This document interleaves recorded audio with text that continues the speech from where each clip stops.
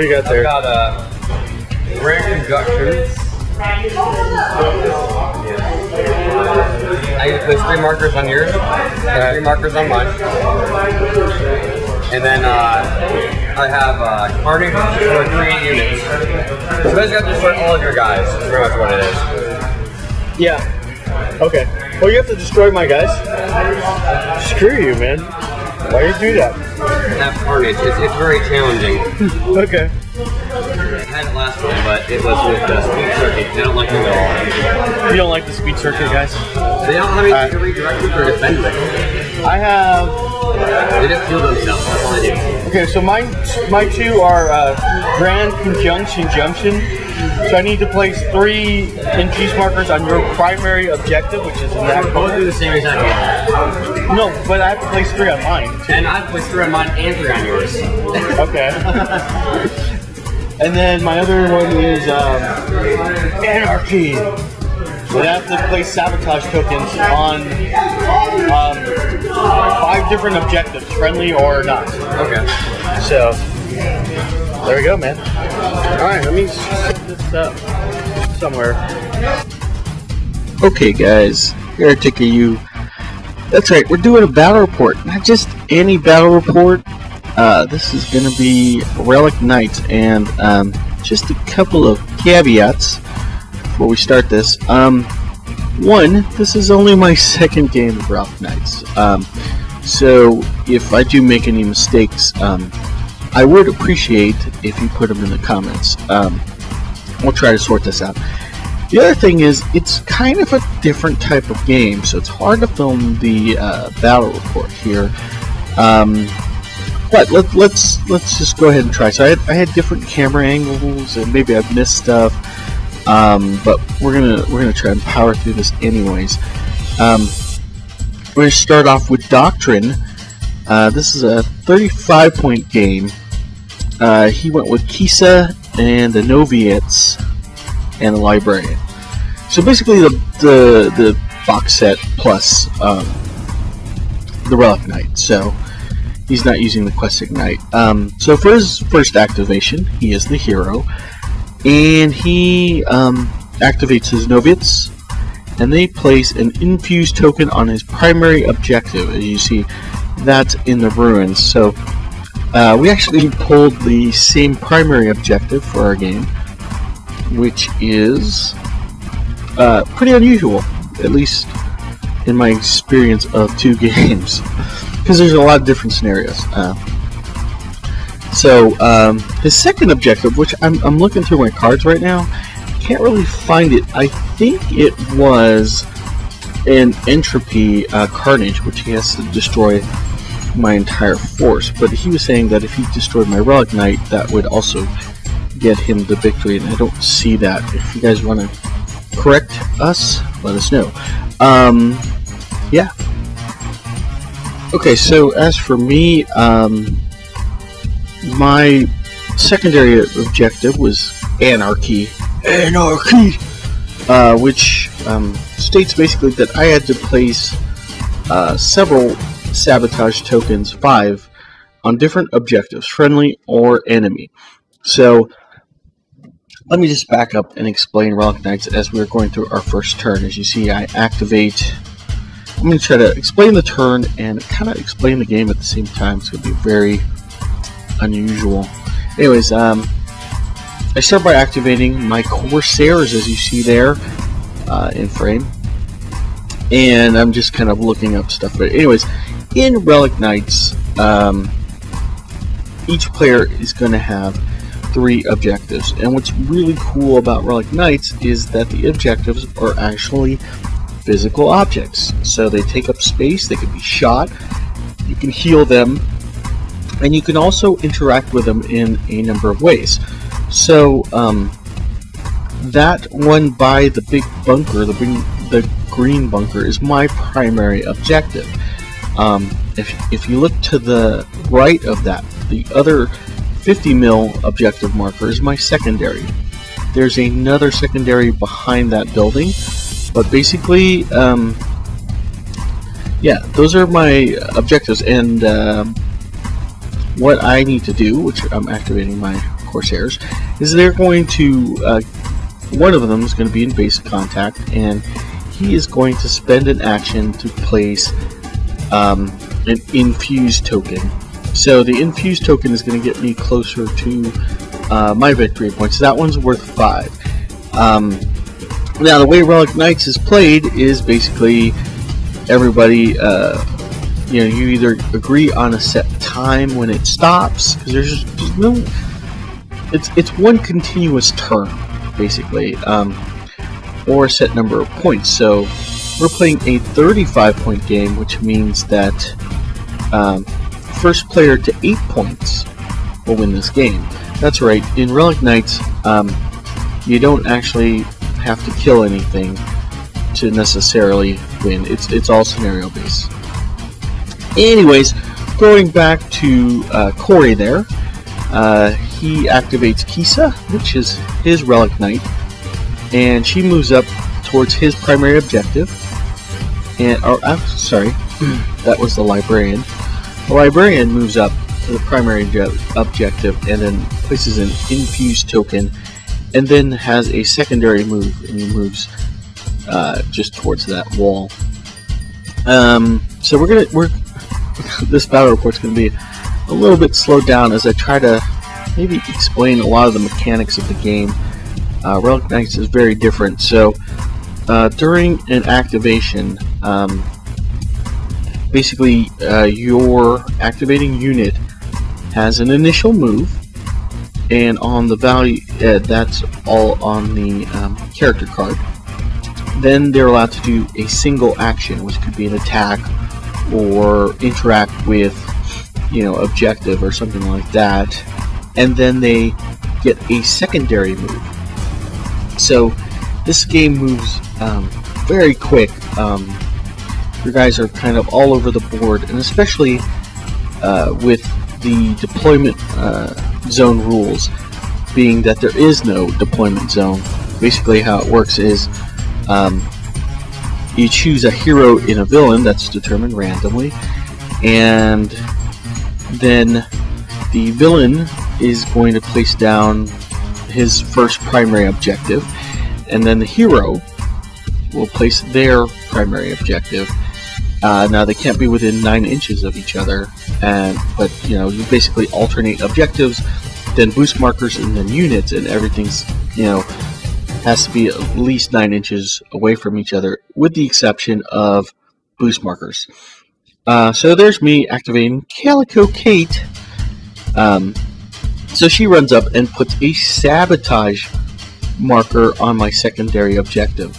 So trying to focus on the objectives early on. You notice that there isn't a lot of shooting in combat. There's my secondary move. Calico Kate is very fast. I believe her stats is, her initial move is 8, and then she has a 6-inch move. And yes, in Relic Knights you can move, bigger models can move through smaller models. So that's Calico Kate, just basically flying right over that female Corsair.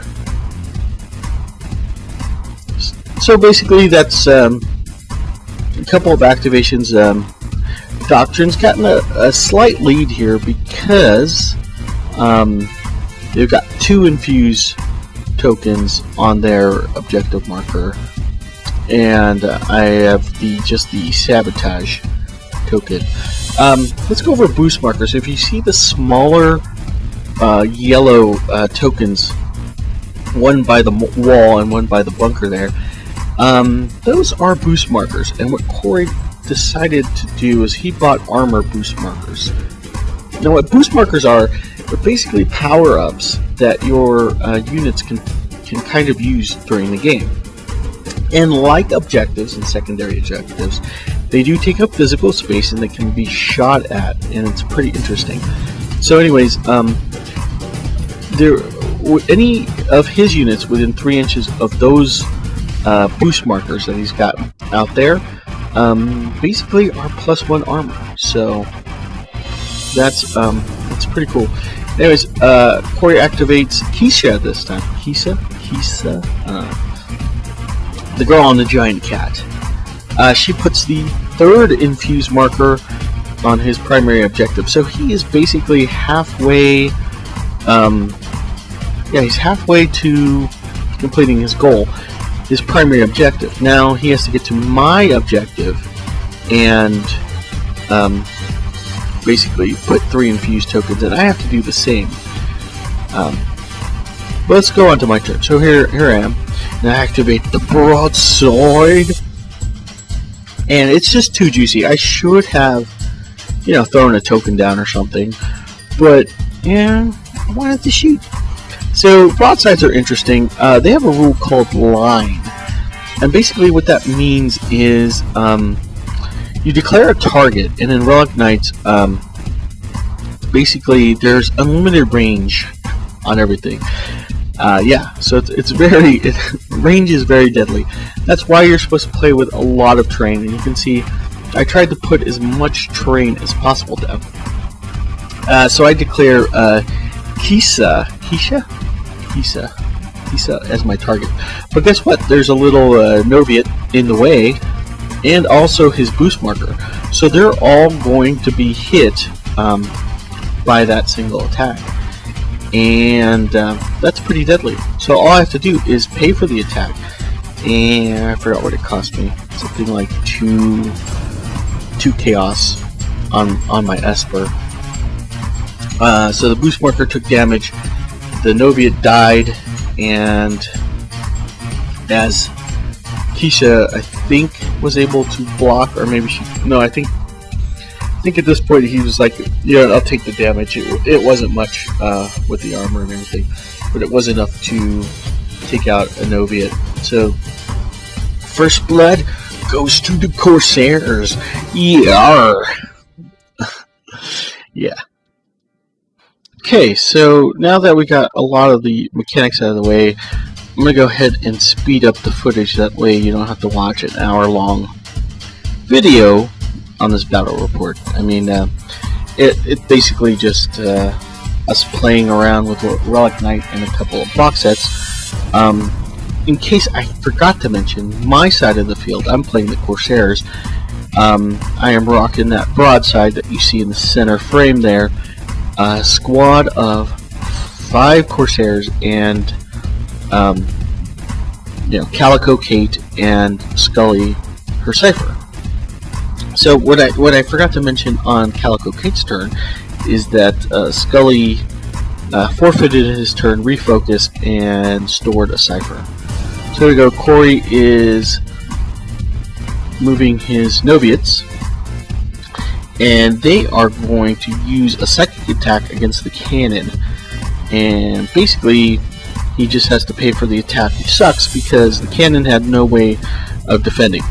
So boom, cannon is one shot and gone, and you see them using their follow-up move to sort of guard the or hug the boost marker there. So whew, rough start for the Corsairs. That was a big loss for me.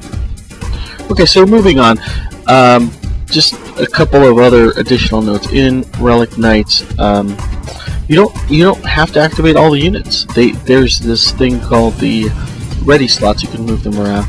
That's me with Calico Kate, putting a infused token on my primary objective, and then she used her follow-up move. So, you know, I could, you sort of just, you know, I don't know how to explain it. The cards go into these ready slots, and then you activate that unit, so you can kind of cycle through guys.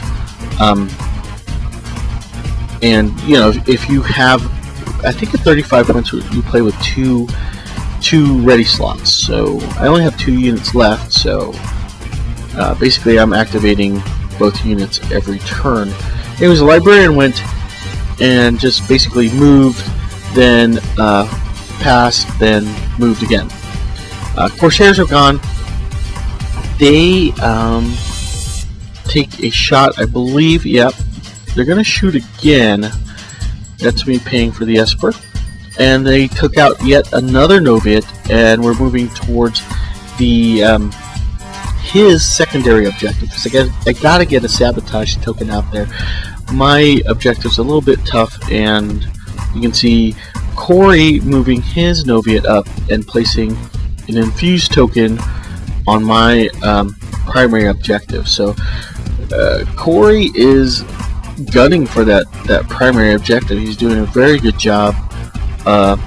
You know, he's already got 4 tokens out, and I'm sort of behind because, like a dumbass, I just wanted to shoot stuff. But I figure I'll lighten up his units, and maybe he won't be able to score so quickly later on.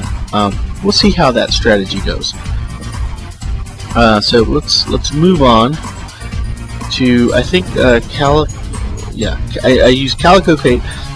I do an attack on the librarian, do a couple of points of damage to him. He's kind of tanky, and then I start moving towards his primary objective.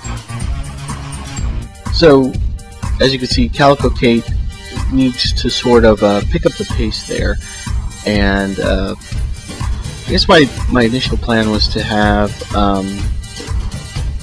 the pirates just stay back, put sabotage and infuse tokens in, and then Calico Kate can move around with her movement and be able to get sabotage tokens on the rest of the objectives.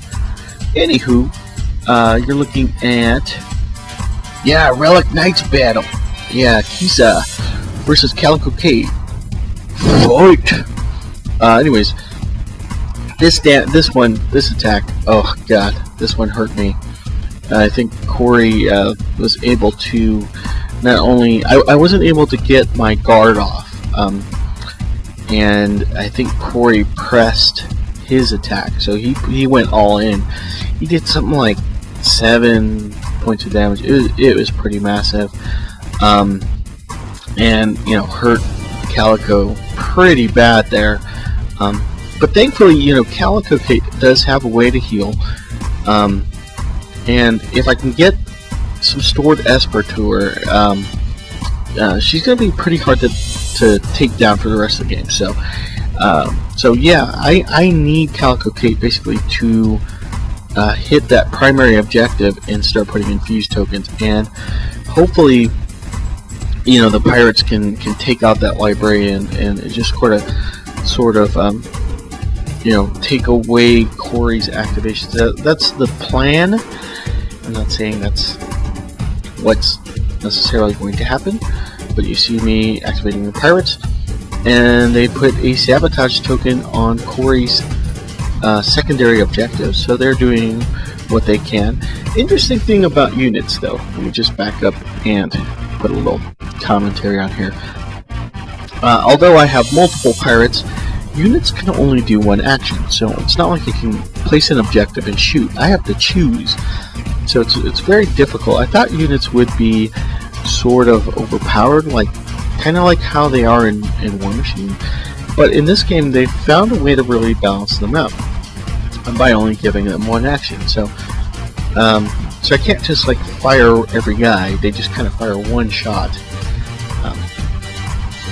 And yeah, anyways, Calico Kate interacts with Corey's primary objective and throws an infused token, and I think that was Corey throwing his infused token. Yep, you can see Librarian has placed another infused token on my primary objective, so Corey really close to scoring here. If he gets another infused token, that's 5 points. That's, you know, it's gonna be hard for me to come back from. Anyways, I believe at this time I activate the pirates. Yeah, they take a shot at the librarian. Just want to take out his other guys. What I should have did was shot at the little Noviate, but that didn't happen. So, oh, here we are, just kind of clarifying what these tokens are. They are numbered, so you can, you know, so you don't get mixed up. But I had thrown down the wrong number there. Anyways, pirates go. They need to get back and start throwing some tokens down. So I'm trying to go over my activations here. I believe, oh, that was my follow-up move. So the shot missed, and that was that. As you can see, Scratch activating, using one of his actions to push a pirate away from the secondary objective. And then he's going to do a little combo move. See, I was trying to block the objective from Kisa getting to it. As you can see, Kisa falling off her base there. She's just sticky, whatever, tacky, stuck. I don't know. I can't speak. Anyways, she does get that off. Anyways, it was sticky tack. Sticky tack. That's the stuff. It was that. Last infused token will put Corey at 5 points, so he's 3 points away. He just has to get his secondary objective, and he's got this game. Anyways, I start by activating little old Scully, who does an explosion move and does a couple points to Kisa? Still don't know. And if you're wondering why these models, Corey's models, are just sticky tack, he actually just unboxed them right before this battle. And actually wanted just to send out a special shout out. He actually has another box set of Corsairs, but we didn't want to do Corsairs versus Corsairs, so he basically picked up this Doctrine set for this battle. So, you know, don't give him any crap about unpainted stuff, okay?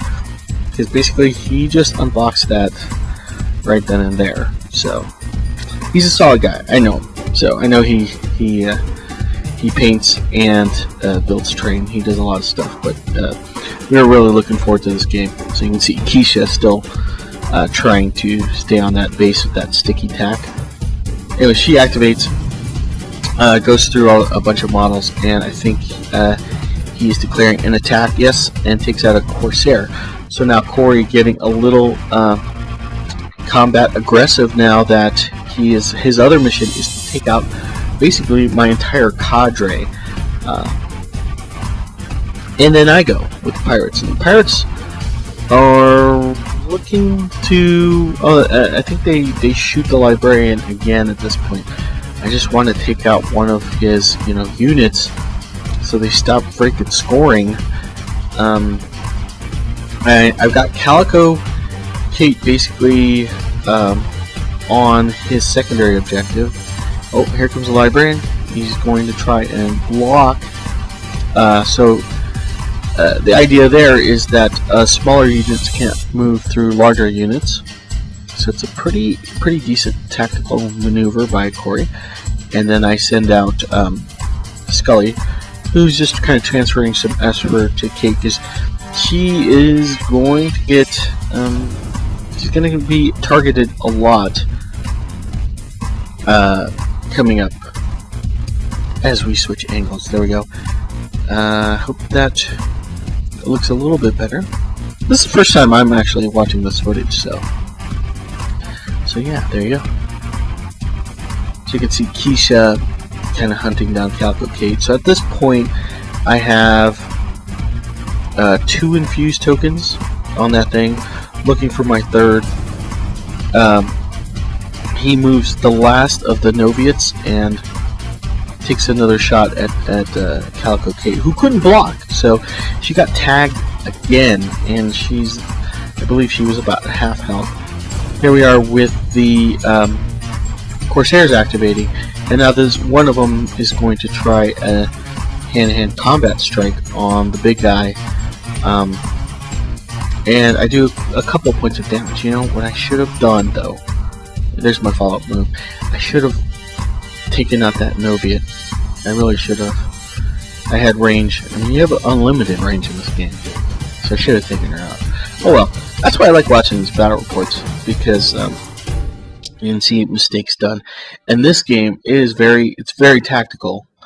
I'm gonna do a kind of like a side review towards the end of this video. Anyways, there we go. Keisha going again, wanting to do as much damage to Calico Kate as possible, trying to prevent her from scoring again. And also, if he does this is pretty much game. I can't find that scenario where if you kill the Relic Knight you get 3 points, but don't know, we'll find it somewhere. Anyways, this time I block, and you saw that little jump back and forth. That is because Calico Kate had a defensive, a guard action that actually does damage and pushes the model back. So I activate Calico Kate, and I put the sabotage token. So I got 3 infused tokens and a sabotage token. I am sitting on 5 victory points as well, so we are tied at this point. So pretty crazy stuff going on here as my camera hits the floor. Yeah, because that's cool. That's awesome. Anyways, continuing on. Let's see what we got here. Okay, so what's happening here is I'm going to activate the Corsairs. Now, I can't see it from this angle, but if I move the camera, come on past me, there you go. So, if you look on the upper right corner frame of the screen there, you'll see another orange objective. That is one of my secondary objectives, and if I can get a sabotage token on that, I'm one closer to winning this game. Anyways, they activate and they fire and take out a Noviate. The reason why they didn't put a sabotage token is obviously they couldn't reach it, so I just decided to take out a Noviate, take some pressure away from Kate. That's one less unit that can attack her, and believe me, everything on Corey's side of the table is now going after Kate. So I think he had Assassinate based on this. It's either Assassinate, I think it's Assassinate. I'll have to double check that. Anyways, what Corey's going to do is he's going to watch my camera hit the ground once again. He's going to activate Scratch, and what Scratch is going to do is use his initial move and then use his second attack and pull Calico Kate towards Kisa. And I am at this point holding on to cards because I know Kisa is going to hit me with all she's got, and I need. If you look at Calico's guard ability, it's something crazy like 5 chaos and 2 red in order to block. But it does do damage, and you can press. So it's pretty cool. So I was able to do that and save her life. So here we go with the final couple of activations. Librarian goes, and basically I think we missed a couple of seconds when the camera hit the ground or something like that. Something bad happened. Anyway, the Librarian activates and puts Kate down to her last wound at this point. Yeah. I was unable to block the attack because I had spent pretty much everything I had to block Kisa's attack. So, I think I think on my turn, Calico's gonna go. Yeah, we're playing this at regular speed, just so I can kind of just slow down and talk about my experience with Relic Knights now that I've played a couple of games. I gotta say, I am really impressed with this game. I love the way it flows. It's fast. It's objective based. It does a lot of things that you don't see in miniature gaming. So let me just stop while we have it at regular speed here, so I can do this. So as you can see, it's very objective based. You can see counters all over the place. But what I love about this is that I could destroy my opponent's counters. I can destroy his power-ups, his boost markers. Because the deployment zone is undefined, I get a sense of a, sort of, we're kind of seeing the battle as it's ramped up. It's kind of like watching a movie and going straight to the main battle. where most board games, you know, the first or second turn is all about positioning. Here in Relic Knights, you've kind of skipped that formality and said, okay, now we're gonna run at each other and go to town. The cool thing is that it's not just about, you know, can't just destroy a guy's army, even though Corey's mission, or his secondary objective, was to kill Calico Kate. So that was really cool.